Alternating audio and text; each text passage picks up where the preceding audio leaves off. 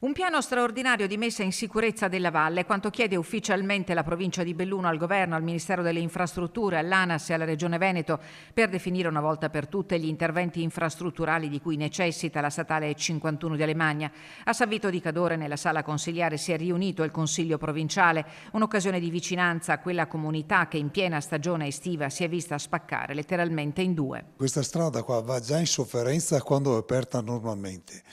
Con i cantieri che la stanno ammodernando, e di questo dobbiamo ringraziare ANAS che ha avuto veramente un momento di sensibilità nei nostri confronti, credo anche in prospettiva delle Olimpiadi, ma soprattutto pensando di chiudere la 51 Alemagna tra San Vito e Cortina nel mese di luglio e nel mese di agosto, questa sta diventando veramente un dramma. L'emergenza è in corso a San Vito di Cadore da quasi un mese, la goccia che ha fatto traboccare il vaso, ma per arrivare a San Vito da Belluno i tempi di percorrenza sono raddoppiati a causa dei cantieri disseminati sin dal Ponte Cadore. Tutti in fila e fermi per almeno 5 volte e traffico regolato da movieri o semaforo. Un incubo per chi deve spostarsi abitualmente, mitigato temporaneamente nei weekend, anche grazie allo stop alla circolazione dei tir.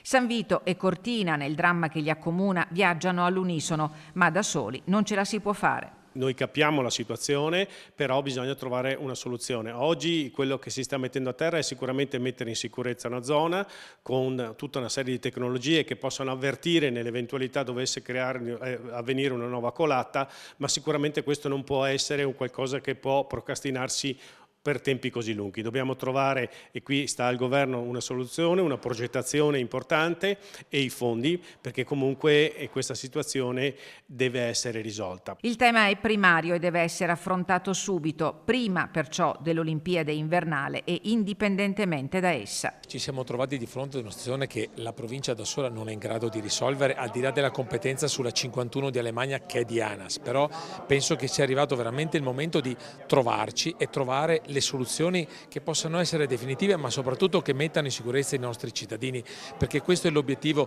che l'amministrazione provinciale oggi vuole dare come segnale ai nostri cittadini.